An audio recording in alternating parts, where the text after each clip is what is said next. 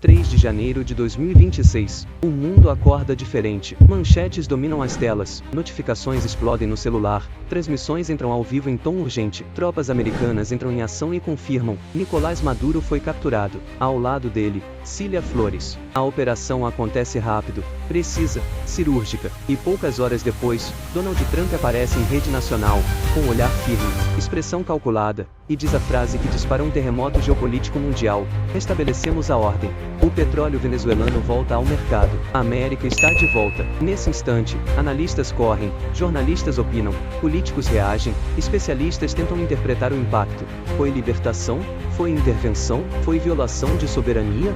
Foi golpe? Foi justiça histórica? Ou foi apenas poder bruto decidindo o destino de um país inteiro? Enquanto o mundo debate moralidade e legalidade, há uma pergunta que ninguém faz, mas que é a que realmente importa para você, brasileiro: quanto essa decisão vai custar na sua vida real, na sua gasolina, na sua comida, no seu emprego, no seu custo de vida? Porque quando uma superpotência mexe no tabuleiro energético do mundo, ninguém sai ileso, principalmente quem está geograficamente perto do epicentro. E aqui está a parte que quase ninguém percebe de imediato: quando 300 bilhões de barris de petróleo mudam de controle, nada continua igual.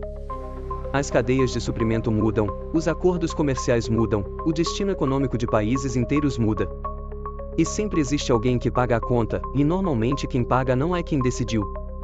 Não são os presidentes, não são os estrategistas militares, não são os diplomatas. Quem paga é quem está na ponta. É o trabalhador que pega ônibus, o caminhoneiro, o pequeno comerciante, o pai de família que tenta fechar o orçamento no fim do mês. E quanto mais você entender o que está acontecendo, mais vai perceber que o impacto dessa operação é muito maior do que parece à primeira vista. Hoje, a Venezuela produz algo entre 800 e 900 mil barris de petróleo por dia. Parece muito, mas é menos de um terço do que já produziu no passado.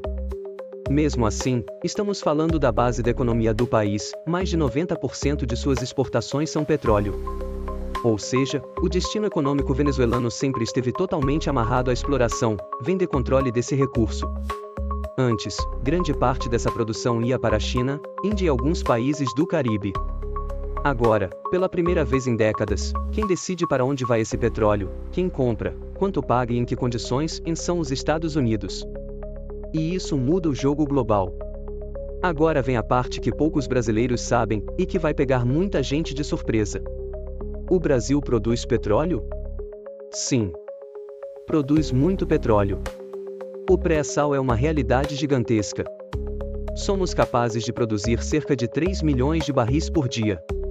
Mas existe um detalhe técnico que muda tudo, e que afeta diretamente o seu bolso. O petróleo brasileiro do pré-sal é leve, de alta qualidade, ótimo para exportação. Já o petróleo para o qual nossas refinarias foram projetadas, é o petróleo pesado. Exatamente o tipo que a Venezuela produz. Então o Brasil faz um movimento econômico curioso: exporta petróleo leve caro e importa petróleo pesado e mais barato para refino interno. A Venezuela tinha um papel importante nessa equação. Não era a única fornecedora, mas era estratégica. E agora, quem controla esse petróleo não está especialmente interessado em facilitar a vida diplomática do governo brasileiro. E aqui entra a primeira camada de tensão. O Brasil condenou a operação. Chamou o ato de violação de soberania. Tentou articulação diplomática. Mas o recado foi simples e direto: ninguém vai retroceder. A China protesta à distância. A Rússia reage verbalmente, mas não pode interferir. E o Brasil, fica no meio do tabuleiro. Nem alinhado totalmente com Washington, nem disposto a romper com princípios diplomáticos históricos. Porém, quando o tema é petróleo, não existe neutralidade sem custo. Se os Estados Unidos restringem parte das vendas de petróleo venezuelano para o Brasil, ou passam a vender mais caro, ou com condições políticas, o que acontece? A Petrobras precisa buscar fornecimento em regiões mais distantes: Nigéria, Angola, Oriente Médio. Mais distância significa frete mais caro. Logística mais cara significa custo de refino maior. E custo maior no refino significa gasolina e diesel mais caros, mesmo antes dos impostos entrarem na conta. E talvez alguém pense: mas isso é impacto marginal. Não muda tanto assim. Essa é a ilusão mais perigosa. Porque petróleo não é apenas uma commodity energética, ele é a base de toda a cadeia produtiva moderna. Diesel mais caro significa transporte mais caro. Transporte mais caro significa produtos mais caros no supermercado. Significa alimentos, materiais de construção, eletrodomésticos, remédios, em tudo sendo afetado por efeito cascata. E mesmo quando o preço do barril não dispara imediatamente, existe algo ainda pior para a economia: a volatilidade. Quando empresas não conseguem prever o custo do combustível do mês seguinte, elas não investem, não contratam, não ampliam produção. Elas recuam. E a economia desacelera silenciosamente. E no meio disso tudo está a Petrobras, que além de empresa, é instrumento político. Em momento pré-eleitoral, a pressão aumenta para segurar o preço da gasolina artificialmente. Se o governo força a estatal a vender combustível abaixo do preço de mercado, a Petrobras absorve prejuízo. Investidores recuam. Dividendos caem. Fundos de pensão sofrem. E essa pressão econômica volta para o trabalhador no longo prazo. Ou seja, o que começa com uma intervenção militar a 2.000 quilômetros de distância, termina afetando renda, consumo, investimentos e o custo de vida aqui no Brasil. Agora vamos para os cenários possíveis. Não teoria, não especulação vazia, mas projeções realistas sobre o que pode acontecer nos próximos meses. No cenário otimista, os Estados Unidos conseguiriam rapidamente reorganizar a estrutura petrolífera da Venezuela. A produção aumentaria, a oferta global cresceria e o preço do barril cairia. Isso aliviaria momentaneamente o preço dos combustíveis. Mas essa possibilidade é mínima. A PDVSA está sucateada. A infraestrutura está deteriorada. Muitos técnicos qualificados deixaram o país. Corrupção, abandono, colapso industrial. Não se reconstrói isso em meses. No cenário mais provável, o realista, a produção demora para aumentar. O mercado reage com incerteza. Traders apostam em risco de oferta. O preço oscila violentamente. E a oscilação, mais do que o preço alto, é o que mais destrói previsibilidade econômica. Empresas passam a embutir margens extras de segurança. E o consumidor paga essa margem embutida em cada compra. No cenário pessimista, insurgência interna, sabotagens, pressão internacional, risco de conflito prolongado.